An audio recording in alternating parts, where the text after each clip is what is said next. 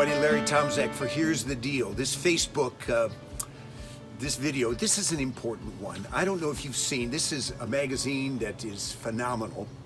And on the cover is Andrew Brunson. Maybe you've read this story or you've heard about it, but Andrew Brunson is a pastor that was in Turkey and illegally arrested. And thank God our president worked hard with diplomats to secure his release. Well, he's come home, and as he's been interviewed, he's mentioned that he's been really shocked by what he's seeing in terms of the decline in America, what's happening so quickly. And he shared his experience that when he was in Turkey for 2 years, he said, I was put in solitary confinement. I thought in advance if anything ever happened like that to me, it wouldn't be a problem. God's grace, power, I just walk in faith. But he said, I was there and I felt so despondent. And he said, I had thoughts of suicide. Can you imagine that? And then he comes back here and he says, I'm very concerned. I see such a rapid decline in America. And he said, I'm very concerned for young people. I don't think they're prepared. I don't think the church is prepared. So I want to address a subject that I'm calling presidential impeachment, perilous times, and the power of perseverance. If ever there was a time Christians in a prophetic way need to understand this wonderful quality, this character quality of perseverance, it's right now. We're living in some very, very turbulent times.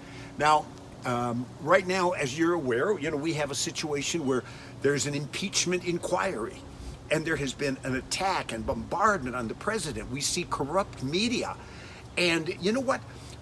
Our president, this is an abuse of power. And I look and I say, well, wait, what about Truman with the atomic bomb? What about John F. Kennedy with the Bay of Pigs invasion? What about Abraham Lincoln, suspending habeas corpus? There's so many presidents that have taken action. And our president was inquiring something regarding corruption, and we've had a bombardment, and it's facing us. So now, make America great again. It's almost like he continues, but the avalanche and the bombardment continues. So we've got to say, well, what are we supposed to do? Well, we know we're supposed to pray, but also this is a picture to us, I believe, this kind of opposition that you and I are going to face. And we're probably already facing in terms of some of the suffering and opposition we face in this culture today that is rapidly going down a wrong path. Now, some people say, Larry, don't get into this negative stuff. Mountain moving faith and hope and revival and awakening. And I believe that. But I want you to know, I'm not a pessimist. I'm an optimist, but I'm a realist. And I see what's happening today and what the scripture foretells prior to the return of the Lord. He said there's going to be opposition and great persecution. Isaiah 60 tells us that the condition is going to be like what? It says, rise, shine, your light is come. We love that. But it says darkness, deep darkness is going to cover the earth. And so right now, many of us are facing discrimination and opposition in the workplace, at school. We're seeing an erosion of First Amendment rights, of freedom of religion, freedom of speech. We're seeing encouragement in terms of the media becoming corrupt, dishonest reporting. It's no longer a matter of find the truth and report it. It's we've got an ideological view and we're going to push that. And we see a kind of a far left, a liberal emphasis, socialism, abortion on demand, infanticide, drug legalization, candidates, spouting all these things, entitlements. And so these are serious times. So you say, well, what are we supposed to do? Well, this is a time where we have to understand that the Bible talks of encouragement and perseverance of the scripture. That's where the encouragement will come, but we have to persevere. Now, maybe you may remember years ago, remember the movie Rocky? Yeah, Rocky. And why did people like Rocky? Well, because Rocky didn't quit. He felt like it at times, throw in the towel, but he continued going forward. And that's what we're called to do. I don't know if you're aware of this, but I have in my study, I have a number of plaques that are inspirational to help me keep pressing on. Because Hebrews 12 tells you and me we're running a race with perseverance. And this is a plaque. And in my room, it says this: failure is never fatal, and success is never final. Failure is never fatal, and success is never final. In other words, we have to keep persevering. And what is perseverance? Well, perseverance, bottom line, is stay the course. Now, there's times the Lord makes a shift and you got to bow out or make a change, but other times we feel the pressure and we want to quit. Now, there is in the Bible a man by the name of Job, and Job asked, why is there suffering? And you know what? The book begins where you see God initiates all that takes place. He says to the devil, have you seen my servant Job? He's blameless, he's righteous. And so the enemy is granted permission to attack him in his possessions, his family, and then his health. And some friends come along, and boy, these friends are not really godly people, because they're questioning Job. They're making him feel like, well, this was brought on because of your sin, your failure, condemning. Even Job's wife says, if you've ever read this, she said, curse God and die. Just kind of like give it all up. But Job wavers in terms of some thoughts, but he maintains his integrity and he keeps persevering. And you see, God shows him the universe. Says, Job, just look, I take care of all of creation, the constellations, the cosmos.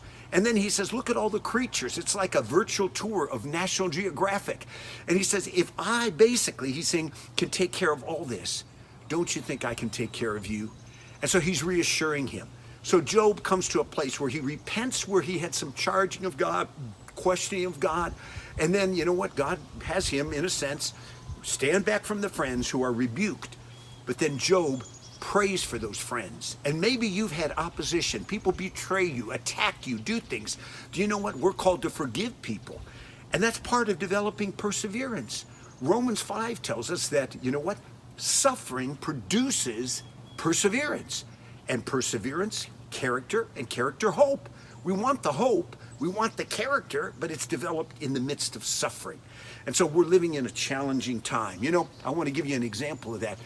I had the privilege to write a book. Some of you know this book. It's my first book. I was only 21 years of age. Clap your hands.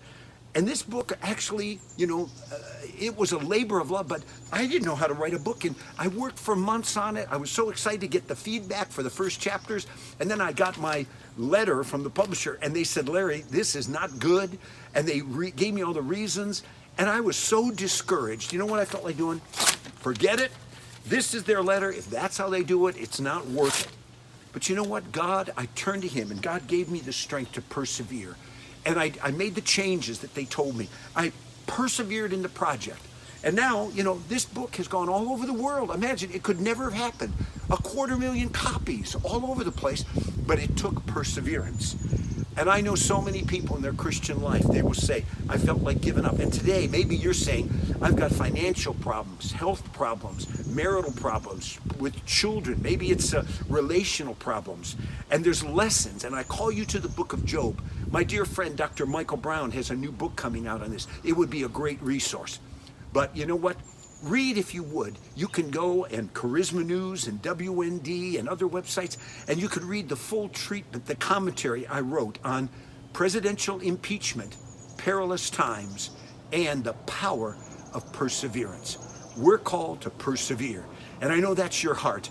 So with this suffering, draw on the grace of God. This is commune with God. So you hear his voice and draw his grace. And then, number 2, you know what? Character will be developed as you feed on his word and then walk things out according to his word, trusting him to see you through, just like Job. That book of Job, that was probably 9 months, and he emerged victorious. That's God's will for you.